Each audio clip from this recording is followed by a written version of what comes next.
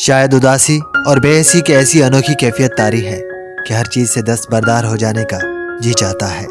دل کرتا ہے کہ کچھ وقت کے لیے خود کو سب کی آنکھوں سے دور کر دوں۔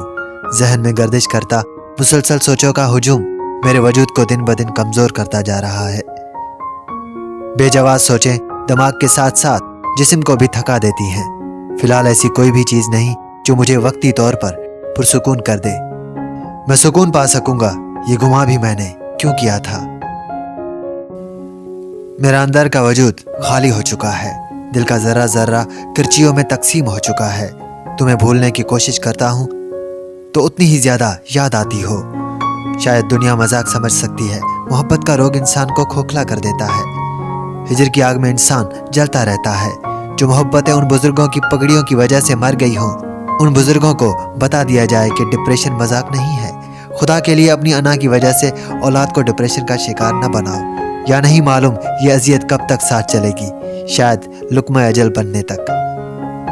یہ جہاں جون ایک جہنم ہے، یہاں خدا بھی نہیں ہے